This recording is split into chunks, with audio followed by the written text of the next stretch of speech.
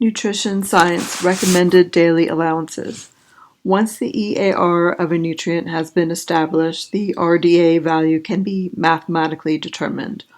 While the EAR is set at a point that meets the needs of half the population, RDA values are set to meet the needs of the vast majority, 97 to 98%, of the target healthy population. You can see this in the graph above. The RDA is a better recommendation for the population because we can assume that if a person is consuming the RDA of a given nutrient, they are most likely meeting their nutritional needs for that nutrient. This also explains why the RDA is not the same thing as an individual nutritional requirement. You may be consuming less than the RDA for calcium, but this does not automatically mean that your body is deficient in calcium and that you'll definitely end up with osteoporosis, because your individual calcium requirement may be less than the RDA. However, since you probably don't know your individual calcium requirement, the RDA is a good target amount for consumption, and the more your intake drops below the RDA, the greater your risk of later developing osteoporosis. The RDA is meant as a recommendation, and meeting the RDA means it is very likely that you are meeting your actual requirement for that nutrient. It's interesting to compare and contrast the EER for energy or caloric intake and the RDA for nutrient intake. In practice, both types of recommendations serve as a daily target for intake. However, the EER is set to meet the average caloric needs of a person, while the RDA is set to meet the needs of the vast majority of the population. Imagine if the EER was set to ensure that it met the caloric needs of the vast majority of a population. It would end up being a dramatic overestimate of caloric needs for most people. If everyone actually followed this recommendation, the majority of them would consume far more calories than they actually needed, resulting in weight gain. For nutrients, we have more flexibility in our intake because we have ways of storing or metabolizing and excreting excess nutrients. So consuming somewhat more than our body needs is just fine. Adequate intake. When there is insufficient scientific evidence to set an EAR and RDA for the entire population, then the National Academies Committee can decide to set an adequate intake level instead. The AI is based on observing healthy people and seeing how much of the nutrient in question they are consuming. An AI is less precise than an RDA, but in the absence of an RDA, the AI is our best guess of how much of a given nutrient is needed. If there is not an RDA for a nutrient, then the AI is used as the nutrient intake goal. For example, there has not been sufficient scientific research into the exact nutritional requirements for infants. Consequently, all of the DRI values for infants are AIs derived from nutrient values in human breast milk. For older babies and young children, AI values are derived from human milk coupled with data on adults. The AI is meant for a healthy target group and is not meant to be sufficient for certain at-risk groups such as premature infants. Tolerable upper intake levels. Consuming inadequate amounts of nutrients can cause health problems, and we use the RDA or AI values as targets to ensure we're getting enough. However, consuming too much of many nutrients can also cause health problems.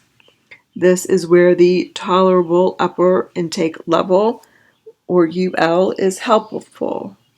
ULs indicate the highest level of continuous intake of a particular nutrient that may be taken without causing health problems.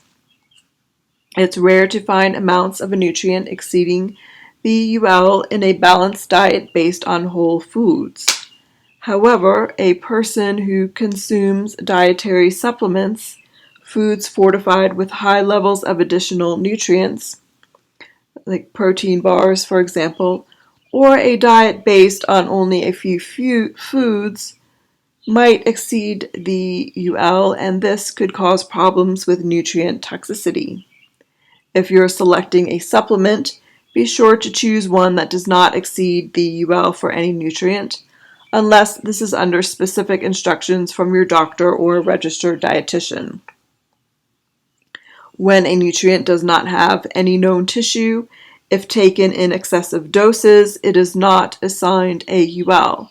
However, if a nutrient does not have a UL, that doesn't necessarily mean that it is safe to consume in large amounts, only that there isn't currently evidence that large amounts will cause problems.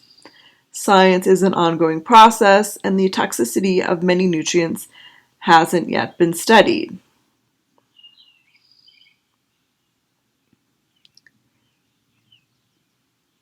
There are risks of nutrient inadequacies and nutrient excesses as we move from a low intake of a nutrient to a high intake.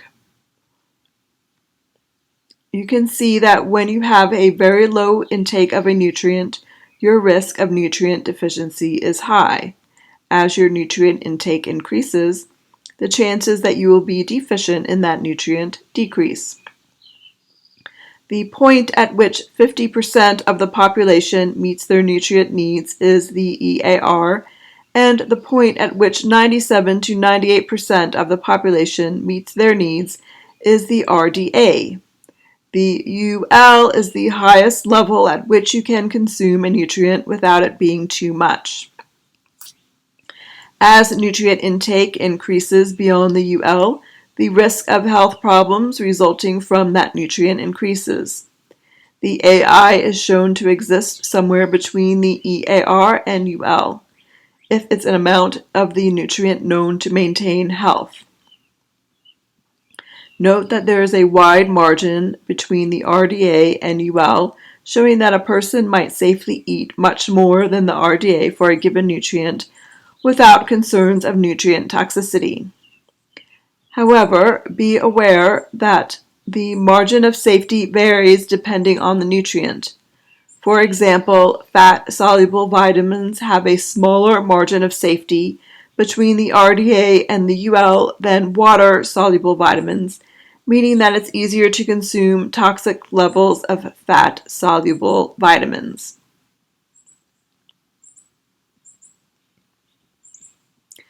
How the DRIs are used.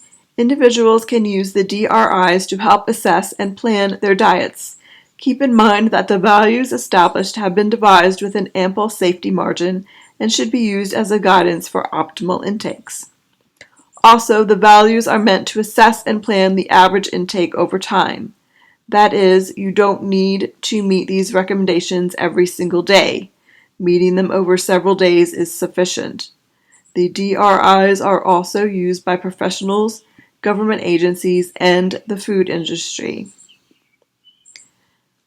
Health professionals, registered dietitians, and other nutrition professionals use the DRIs to provide dietary counseling and education and to plan menus for institutions such as hospitals, long-term care, and prisons. The development of dietary guidelines, these include the U.S. Dietary Guidelines for Americans, MyPlate, and Canada's Food Guide. In each, developers ensure that their advice will help people meet the DRI standards. Nutrition labeling. The DRIs help to inform nutrition facts labels on food and supplement facts on supplement labels. Assistant programs. School meals, WIC, SNAP, child and adult care, and administration on aging programs must ensure that their programs align with the DRI. nutrition monitoring research. Data from surveys of what people in the US and Canada eat are compared with DRIs to monitor national nutritional health.